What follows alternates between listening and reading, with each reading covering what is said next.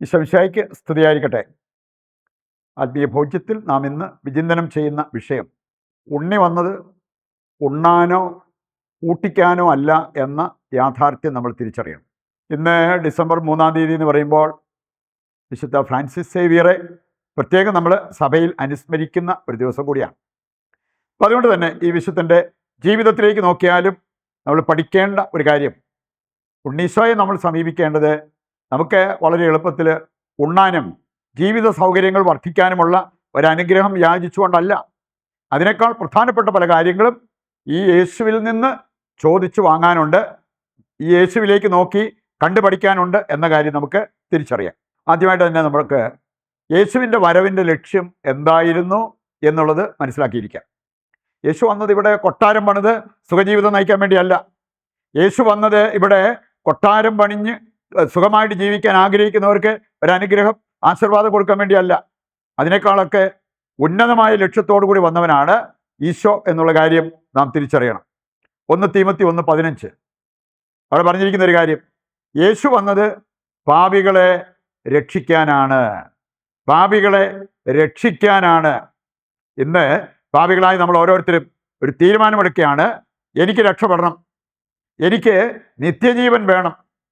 ഉണ്ണീശോയ്ക്ക് നമ്മളൊരു ഉമ്മ കൊടുക്കുകയാണ് ആ ഒരു കാര്യത്തിലൂടെ. അപ്പം അതിന് ഈ ഒരു തീരുമാനം നമ്മൾ എടുക്കുന്നത് വളരെ നല്ലതായിരിക്കും. യോഹന്നാൻ 3:16 അവനിൽ വിശ്വസിക്കുന്ന ഒരുവൻ പോലും നശിച്ചു പോകാതെ നിത്യജീവൻ പ്രാപിക്കേണ്ടതിന് തൻ്റെ ഏകജാതനെ നൽകാൻ തക്ക വിധം ദൈവം ലോകത്തെ അത്രമാത്രം സ്നേഹിച്ചു. ഇതാണ് പിതാവായ ദൈവത്തിൻ്റെ സ്നേഹം, ഇതാണ് പുത്രനായ യേശുവിൻ്റെ സ്നേഹം, നമ്മുടെ ആത്മരക്ഷ എന്നുള്ളത് നാം മനസ്സിലാക്കിയിരിക്കണം. ലൂക്ക 4:18 വായിക്കുമ്പോൾ യേശു കൃത്യമായിട്ട് പറയുന്നുണ്ട്, ഞാൻ വന്നത് എന്താണ്, എന്തിനു വേണ്ടിയാണ്? ഞാൻ അഭിഷേകം ചെയ്യപ്പെട്ടിരിക്കുന്നത് എന്തിനു വേണ്ടിയാണ്? സുവിശേഷം പ്രസംഗിച്ച് ആത്മരക്ഷ സാധ്യമാക്കാൻ, രോഗികൾക്ക് സൗഖ്യം കൊടുക്കാൻ, ബന്ധിതർക്ക് മോചനം നൽകാൻ. ഇതെല്ലാം കർത്താവ് കൃത്യമായിട്ട് പറഞ്ഞിട്ടുണ്ട്. പക്ഷേ ആ ലിസ്റ്റിൽ ആദ്യത്തെ കാര്യം എന്താ? സുവിശേഷത്തിലൂടെ, വചനത്തിലൂടെ ആത്മരക്ഷ പ്രാപിക്കുക എന്നുള്ള ആ ഒരു കാര്യമാണ്. മത്തായി 20:28 വായിച്ചാൽ അവിടെ പറഞ്ഞിട്ടുണ്ട്, മത്തായി 20:28 ശുശ്രൂഷിക്കപ്പെടാനല്ല, ശുശ്രൂഷിക്കാനും അനേകർക്ക് മോചനദ്രവ്യമാകാനും വേണ്ടി മനുഷ്യപുത്രൻ വന്നു എന്ന് പറഞ്ഞിരിക്കുന്നത്. ലൂക്ക 12:50 വായിച്ചാൽ യേശു പറയുന്നൊരു കാര്യം അവിശ്വസനീയമായ ഒരു കാര്യമായിട്ട് തോന്നിയേക്കാം. ഞാൻ വന്നത് എനിക്കൊരു സ്നാനം സ്വീകരിക്കാനുണ്ട്. ഒരു സ്നാനം സ്നാപക യോഹന്നാനിൽ നിന്ന് സ്വീകരിച്ചു കഴിഞ്ഞതാണ്. എനിക്കൊരു സ്നാനം കൂടി സ്വീകരിക്കാനുണ്ട്. അതിന് ഞാൻ കാത്തിരിക്കുന്നു എന്നാണ് പറഞ്ഞ്. ഏതായിരുന്നു ആ സ്നാനം? തൻ്റെ കുരിശുമരണം. അതിലൂടെ തൻ്റെ ദൗത്യം നിറവേറ്റി തൻ്റെ യഥാർത്ഥ ഭവനത്തിലേക്ക് തിരിച്ചു പോവുക എന്നുള്ളതായിരുന്നു യേശുവിൻ്റെ ലക്ഷ്യം. ഇതിൻ്റെ വെളിച്ചത്തിൽ നമ്മൾ മനസ്സിലാക്കിയിരിക്കണം, നമ്മളൊക്കെ പ്രാർത്ഥനയിൽ ബലി അർപ്പിക്കുമ്പോൾ സഹായം തേടുന്നത് ഏത് കാര്യത്തിന് വേണ്ടിയാണ്? ഇവിടെ നമുക്ക് കുറച്ച് ഉണ്ണാനും ഉടുക്കാനും താമസിക്കാനും ഒക്കെയുള്ള സൗകര്യങ്ങൾ, സുഖ സൗകര്യങ്ങൾ അത് വർദ്ധിപ്പിക്കാൻ വേണ്ടിയുള്ള പ്രാർത്ഥനയാണോ? 1 കൊരിന്തോസ് 15:19 വായിച്ചാൽ ഈ ജീവിതത്തിന് വേണ്ടി മാത്രം യേശു ക്രിസ്തുവിൽ പ്രത്യാശ വെച്ചിട്ടുള്ളവരാണ് നിങ്ങളെങ്കിൽ നിങ്ങളെപ്പോലെ നിർഭാഗ്യവാന്മാരായവർ വേറെ ആരുണ്ട്? അതിനേക്കാൾ ഉന്നതമായ കാര്യങ്ങൾ നമുക്ക് ചോദിക്കാനുണ്ടെന്ന് പ്രാർത്ഥനയിൽ. ഇന്ന് ധ്യാനം കൂടാൻ പോകുമ്പോൾ, അല്ലെങ്കിൽ നൊവേനയിൽ പങ്കെടുക്കാൻ പോകുമ്പോൾ, ബലിയർപ്പിക്കാൻ പോകുമ്പോഴൊക്കെ പലരുടെയും മനസ്സിൽ നിറഞ്ഞു നിൽക്കുന്ന പ്രാർത്ഥനാ വിഷയങ്ങൾ നിത്യജീവനിലേക്ക് നമ്മളെ നയിക്കുന്ന കാര്യങ്ങളാണോ? അതോ ഈ ലോക ജീവിതം സുഖമാക്കാനുള്ള കാര്യങ്ങളാണോ?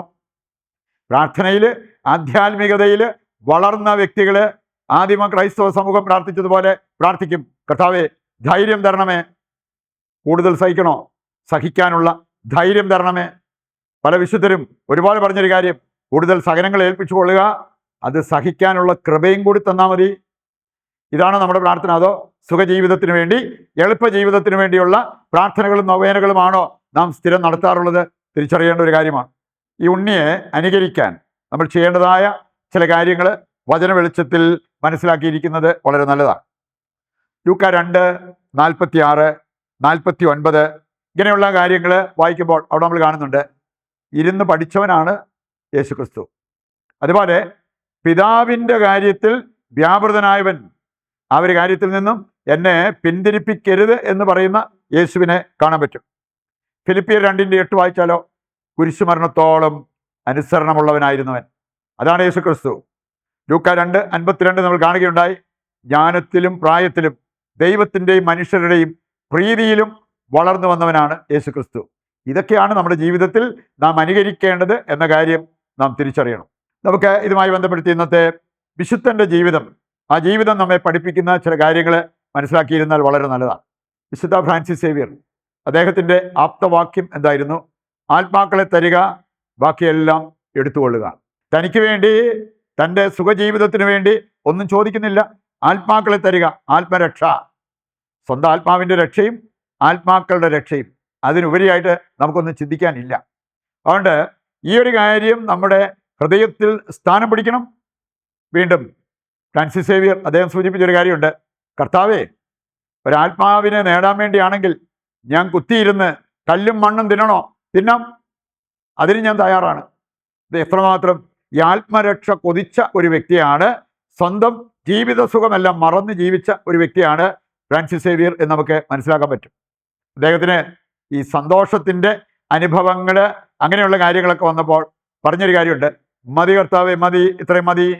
ക്ലേശങ്ങളും ദുരിതങ്ങളും വന്നപ്പോൾ അദ്ദേഹം പറഞ്ഞൊരു കാര്യം, കർത്താവെ കൂടുതൽ കൂടുതൽ തന്നോളുക, കൂടുതൽ സഹനങ്ങൾ, ക്ലേശങ്ങൾ തന്നോളുക, ഞാനതെടുക്കാൻ റെഡിയാണ്. അവിടുത്തെ കൃപ കൊണ്ട് എന്നെ സപ്പോർട്ട് ചെയ്താൽ മാത്രം മതി. ഈ ഒരു മനോഭാവത്തിലേക്ക് നമ്മൾ വരുന്നെങ്കിൽ പ്രിയപ്പെട്ടവരെ, ഉണ്ണീശോയ്ക്ക് നല്ല ഒരു ഉമ്മ കൊടുത്ത് ഉണ്ണീശോയെ സന്തോഷിപ്പിക്കാൻ നമുക്കും പറ്റും. ഈ ഒരു കാഴ്ചപ്പാടോടുകൂടി ജീവിക്കുവാൻ വേണ്ട കൃപയ്ക്കായി പ്രാർത്ഥിച്ചുകൊണ്ട് പ്രതിഷ്ഠാ ജപത്തിൽ നമുക്ക് പങ്കുചേരാം. ദൈവത്തിൻ്റെ വചനം സ്വീകരിച്ചവരാണ് നമ്മൾ. നമ്മുടെ എല്ലാ ആവശ്യങ്ങളെയും ദിവികാരുണ്യനാഥൻ്റെ മുമ്പിൽ സമർപ്പിച്ച് ഒരു നിമിഷം പ്രാർത്ഥിക്കാം. നിങ്ങളുടെയോ നിങ്ങളുടെ കുടുംബത്തിൻ്റെയോ നിങ്ങൾക്കറിയാവുന്ന മറ്റു വ്യക്തികളുടെയോ പ്രാർത്ഥനാ നിയോഗങ്ങളെ കർത്താവിൻ്റെ കരങ്ങളിൽ ഏൽപ്പിക്കുക. ദൈവം നമ്മുടെ പ്രാർത്ഥന സ്വീകരിച്ച് നമ്മുടെ ഉദ്ദിഷ്ട കാര്യങ്ങൾ നിറവേറ്റി തരുന്നു എന്നുള്ള വിശ്വാസത്തോടെ കർത്താവിനെ താഴ്ന്ന സ്വരത്തിൽ സ്തുതിച്ച് ദിവ്യകാരുണ്യത്തിൻ്റെ ആശീർവാദം നമുക്കിപ്പോൾ സ്വീകരിക്കാം. യേശുവേ നന്ദി, ഹല്ലേലൂയ. കർത്താവെ, ഞങ്ങളുടെ എല്ലാ ആവശ്യങ്ങളും അവിടെ ഏറ്റെടുക്കണമേ. ഞങ്ങളെയും ഞങ്ങളുടെ കുടുംബത്തെയും ലോകം മുഴുവനെയും അനുഗ്രഹിക്കുവാൻ അങ്ങ് തിരുവുള്ളമാകണമേ. യേശുവേ നന്ദി, യേശുവേ സ്തുതി.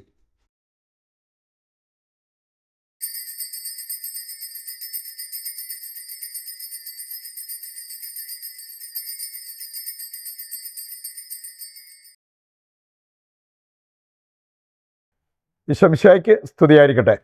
മറ്റൊരു എപ്പിസോഡുമായി നാളെ വീണ്ടും നമുക്ക് ഒന്നിക്കാം.